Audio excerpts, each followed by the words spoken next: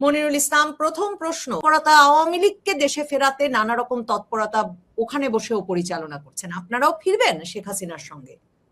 এখন আপনি কি আবার স্থান বদল করে দেশে ফিরছেন? ডিসেম্বরের মধ্যে শেখ হাসিনা দেশে ফিরলেই আপনারাও ফিরবেন, আপনি, সেনা কর্মকর্তারা? এবং শুধু তো তাই নয়, এটা একটা আসলে এবার যা ঘটেছে সেটা তো একেবারে নজিরবিহীন। বাংলাদেশের অনেক সরকারি কর্মকর্তাদের দেশ ছাড়তে হয়েছে, চাকরিও গেছে তাদের, কিন্তু আবার দেশও ছেড়েছেন তারা। তো সেই সরকারি প্রশাসনের ব্যক্তিবর্গ, পুলিশ প্রশাসনের নানা স্তরের ব্যক্তিবর্গরা দেশ ছেড়েছেন, সেনাবাহিনীর শীর্ষ জেনারেলরা থেকে শুরু করে নানা স্তরের লোকেরা দেশ ছেড়েছেন।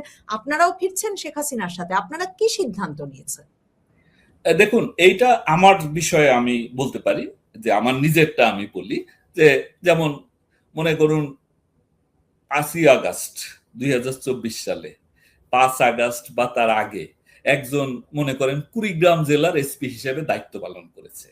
কুড়িগ্রাম জেলায় কোনো ঘটনা, আমি উদাহরণস্বরূপ বলছি, যে কুড়িগ্রাম জেলায় কোনো ঘটনা ঘটে নাই, তাকে গ্রেপ্তার করা হয়েছে। পরবর্তীতে গ্রেপ্তার করা হয়েছে কোথায়? যাত্রাবাড়ির হত্যা মামলায়।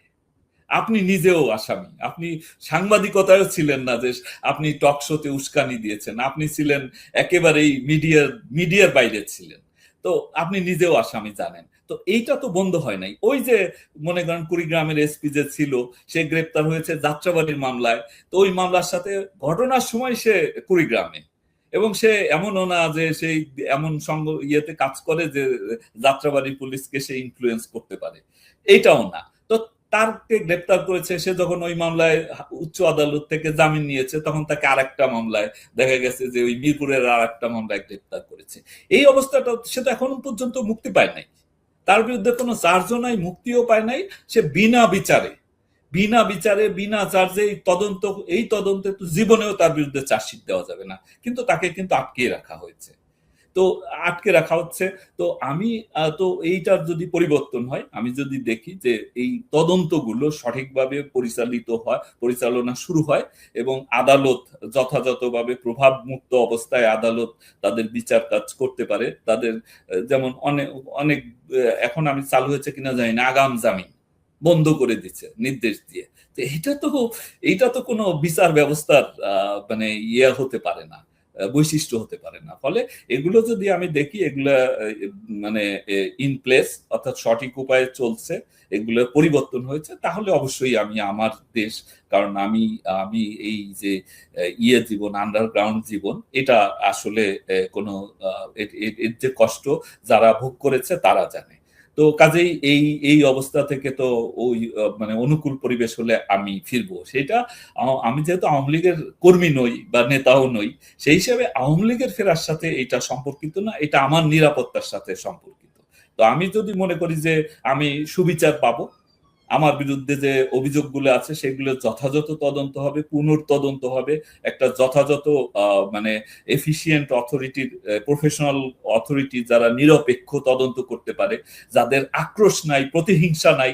আমার প্রতি যেমন এই যে ট্রাইব্যুনালের যে যারা আছে, কি বলে, ইনভেস্টিগেটর, তারা তো প্রতিশোধ পরায়ণ, তারা হিসাব করে যে আমার আমার মানে এটা তো তাদের তদন্তের বিষয়বস্তু না, এইটা তদন্ত করবে দুদক বা এনবিআর, যে আমার ছেলে মেয়ে বিদেশে পড়ে, সেই টাকা কত টাকা খরচ হয়, ওই টাকা আমি কোত্থেকে দেই।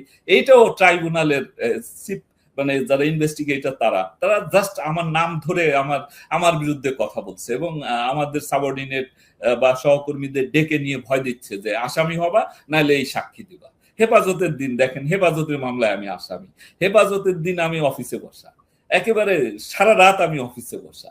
তা আমি তখন মানে জয়েন্ট কমিশনার মাত্র, তা আমার তো ওখানে কোনো রোলই ছিল না, ওই মামলায় আমি আসামি। বিডিআর বিদ্রোহের সময় আমি নীলফামারীর এসপি, নীলফামারীতে আছি। আমি আসছি ফেব্রুয়ারিতে, বিদ্রোহ হয়েছে, আমি ফিরেছি হইলো, আমি ঢাকায় এসেছি মার্চ মাসের 19 তারিখে বা 18 তারিখে ঢাকায় জয়েন করেছি।